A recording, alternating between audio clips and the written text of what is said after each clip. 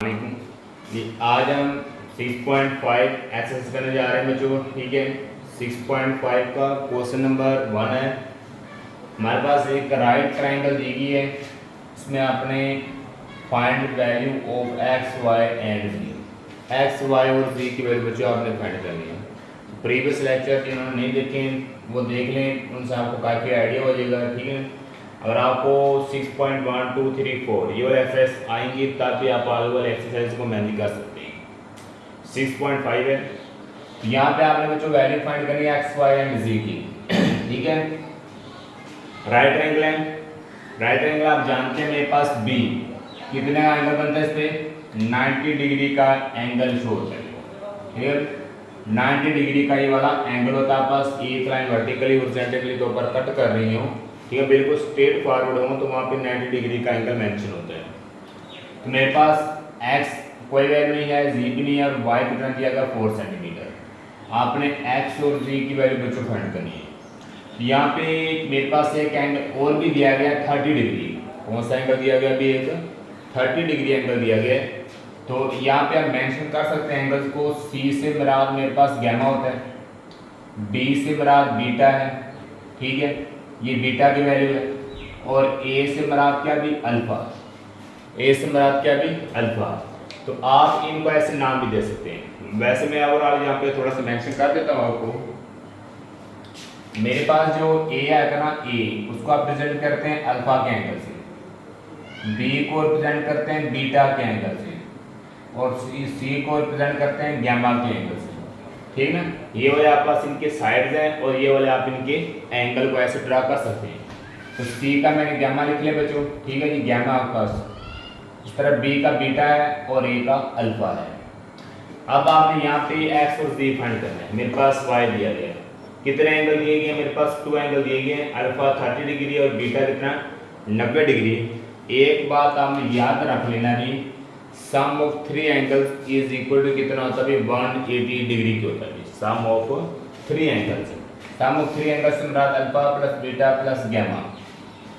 We know that, हम जानते हैं कि sum of 3 angles is equal to कितना होता है, 180 degree. Alpha plus beta plus gamma is equal to कितना है, 180 डिग्री। अच्छा, थोड़ा सा आपको प्रेजेंट करो आप, सम ऑफ 3 एंगल्स कैसे आपका 180 डिग्री होता है। ये मेरे पास एक ट्राइंगल है, ठीक है, इसका ये वाला एंगल 60 का होता है, ये वाला भी एंगल 60 का और ये वाला भी एंगल कितने का होता है, 60 डिग्री का। तो अब यहाँ पे मेरे पास तीनों एंगल 60 डिग्री के हैं, तो ये टोटल कितना बनेगा अभी 180 डिग्री। इसको मैं ए कह लेता हूँ, ये बी है और ये वाला सी है। अल्फा बीटा गैमा टोटल कितना आ रहा है, सम ऑफ 3 एंगल्स 180 डिग्री आ रहा है, इसलिए मेरे पास ये ऐसे आप sum of 3 angle is equal to 180 degree लिखते हैं, ड्रा करते हैं। ठीक है, अब देखेंगे आगे, यहाँ से अल्फा की वैल्यू कितनी आ रही है, 30 डिग्री। आप पुट करेंगे 30 डिग्री प्लस बीटा कितना आ रहा है, 90 डिग्री पुट कर दें। गैमा एज इट आ जाएगा is equal to 180 degree. Gamma को एज इट लिख रहे हैं बच्चों। मेरे पास 30 और 90 ये दोनों हो गया किसकी हो जाएगी, माइनस की। 30 और 90 दोनों किसकी हो जाएगी, माइनस की।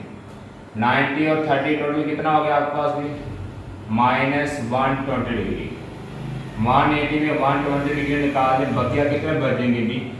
गैमा का जो मेरे पास आंसर है वो 60 डिग्री आ जाएगा। कितना आंसर आएगा गैमा का भी, 60 डिग्री आंसर आ जाएगा। ठीक है, तो यहाँ पे गैमा की वैल्यू मेरे पास 60 डिग्री आ गई। हम यहाँ पे लिख भी सकते हैं, ये वाला एंगल आपके पास कितना होगा भी 60 का होगा। ठीक है, और ये वाला कितना 90 का है, ये वाला कितना 30 का।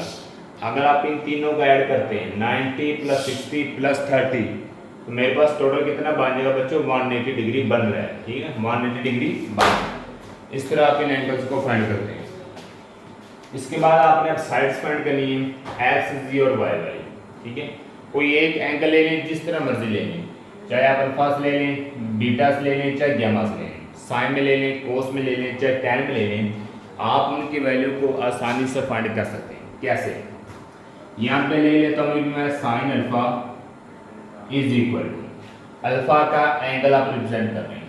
अल्फा एंगल मेरे पास ये वाला बच्चों आ रहा है, इसके सामने क्या होगा, परपेंडिकुलर। 90 के सामने क्या होता है भाई हाइपोटेन्यूज, और नीचे क्या आएगा बेस।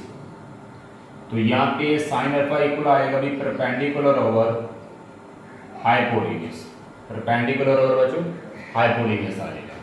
अब परपेंडिकुलर क्या आ रहा है मेरे पास, परपेंडिकुलर मेरे पास क्या आ रहा है बच्चों, इधर एक्स आ रहा है, ठीक, और हाइपोटेन्यूज क्या आ रहा है जी आ रहा है। अगर मैं यहाँ पे एक्स और जी पुट कर दूंगा और अल्फा की वैल्यू पुट करूंगा तो आप यहाँ से वैल्यू आसानी से फाइंड नहीं कर सकते, ठीक है। आपने ऐसा एंगल लेना है जिसमें एक की वैल्यू आपके पास आ जाए, यहाँ पे परपेंडिकुलर हाइपोटेन्यूज या बेस हाइपोटेन्यूज एक वैल्यू आप शो कर सकें, ठीक है। इसलिए मैंने आपको ये ज़हन याद नहीं करवाई है। परपेंडिकुलर अगर मैं एक्स लिख रहा हूँ, हाइपोटेन्यूज जी लिख रहा हूँ, तो यहाँ पे मैं अल्फा की वैल्यू पुट करके साइन तो सोल्व कर लूँगा, लेकिन ना तो एक्स की वैल्यू ना ही जी की वैल्यू, तो आप इसको सोल्व नहीं कर सकते। इसलिए यहाँ पे आप बीटा ले लें, क्या लेंगे बीटा, ठीक है, साइन बीटा ले लें, या फिर आप ले लें भी साइन लेना चाहते हैं कोस ले लें, कोस अल्फा ले लें, ठीक है, जिस तरह ड्रा हो सकते हैं। कोस अल्फा होता है आपके पास भी बेस ओवर हाइपोटेन्यूज, क्या होता है अभी बेस ओवर हाइपोटेन्यूज होता है बच्चों, ठीक है ना, बेस ओवर हाइपोटेन्यूज। अब यहाँ पे मेरे पास बेस कितनी वैल्यू आ रही है देखें भी जरूर, बेस मेरे पास कितना आ रहा है, बेस मेरे पास आ रहा है 4, तो यहाँ पे 4 आ जाएगा। हाइपोटेन्यूज जी है तो जी ही रहेगा। कोस अल्फा की वैल्यू कितनी आ रही है 30 डिग्री, बच्चों आप खुद कर देंगे, अल्फा के आ गई है 30 degree is equal to 4 over g आ गया। अब आप यहाँ से जी की वैल्यू फाइंड कर सकते हैं, क्योंकि मेरे पास 4 वैल्यू भी दी गई है, ठीक है, जिसकी वैल्यू आ रही है बेस ओवर हाइपोटेन्यूज सामने लिखा है। इधर बेस मेरे पास क्या आ रहा है वाई, अगर आप यहाँ पे वाई लिखना चाहते हैं वाई लिख लें, फिर आप वाई की वैल्यू कितनी आ रही है 4 पुट करेंगे, नीचे क्या आ जाएगा जी आ जाएगा, ऐसे आप इसकी वैल्यू पुट करेंगे, ठीक है बच्चों। अब यहाँ पे जी को आप इस तरफ डिवाइड, इधर क्या हो जाएगा मल्टीप्लाई cos 30, या डायरेक्ट लिख लें cos 30 की वैल्यू आपको पता होगी क्या होगी, cos 30 इज इक्वल टू होता है स्क्वायर रूट 3 ओवर 2 के, और इधर कितना आ रहा है 4 ओवर जी आ रहा है, 4 ओवर जी। अब आपने जी की वैल्यू फाइंड निकालनी है, किसकी वैल्यू निकालनी भी जी की वैल्यू फाइंड करनी है। जी इधर आपके पास क्या हो जाएगी मल्टीप्लाई हो जाएगा 4 divided by z square root 3, इधर आपका जो क्या होगा डिवाइड होगा, 2 इधर डिवाइड और इधर जाके हो जाएगा अपनी मल्टीप्लाई हो जाएगा। तो यहाँ से 4 को 2 से मल्टीप्लाई करें 8, नीचे कितना आ रहा है स्क्वायर रूट 3, तो ये बच्चों मेरे पास किसका आंसर आएगा अभी जी का आंसर आएगा अभी 8 ओवर स्क्वायर रूट 3। इसके बाद बच्चों यहाँ पे मेरे पास जी का आंसर क्या आ रहा है 8 ओवर स्क्वायर रूट 3। अब आपने फाइंड करना है, मेरे पास x की वैल्यू रहती है x फाइंड करेंगे। अब आप साइन कोस tan तीनों में से एक लगा लें, क्योंकि मेरे पास 2 साइड्स के आंसर गिवन है, ठीक है। तो यहाँ पे कुछ बुक्स पे जी का आंसर गलत भी लिखा हुआ है, वो आपने वेरीफाई कर लेना अच्छी तरह, ठीक है, ये इसका आंसर बिल्कुल एक्यूरेट होगा। अब आप लगाएं कोस है, मैं साइन लगा लेता हूँ, साइन 30 डिग्री इक्वल होता है perpendicular over hypotenuse, perpendicular over भी हाइपोटेन्यूज। तो यहाँ पे मेरे पास परपेंडिकुलर क्या आ रहा है, परपेंडिकुलर x है, हाइपोटेन्यूज में जो क्या आ रहा है z, साइन 30 डिग्री आ जाएगा। तो यहाँ से x की वैल्यू मेरे पास नहीं है, x एज रहेगा, z की वैल्यू आपने फाइंड की है 8 over square root 3, 8 over square root 3 आपके पास z की वैल्यू आ गई। साइन 30 डिग्री इक्वल किसको होता है 1/2 होता है, क्या होता है साइन 30 डिग्री 1/2। अब यहाँ पे आपने देखना मेरे पास ये 1/2 एज लिखा रहे x की, तो यहाँ पे जो आप x की वैल्यू को एज इट लिखा रहने देंगे, ठीक है। इस डिवाइड को मैंने किसमें चेंज किया मल्टीप्लाई में। जब आप इस डिवाइड को मल्टीप्लाई में चेंज करते हैं तो नीचे वाली डिवाइड का आप क्या ले लेंगे रेसिप्रोकल, ठीक है।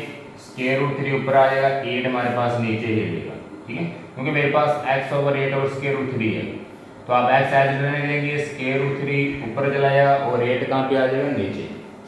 तो यहाँ से 1/2 एज इट, 8 डिवाइड इधर क्या हो जाएगा बच्चों मल्टीप्लाई हो जाएगा, स्क्वायर रूट 3 इधर मल्टीप्लाई और इधर आके डिवाइड, इक्वल क्या आ रहा है मेरे पास x। यहाँ पे कट करने 2 1 2 2 4 8, ऊपर 4 आ गया, नीचे बच्चों कितना आ गया, स्क्वायर रूट 3।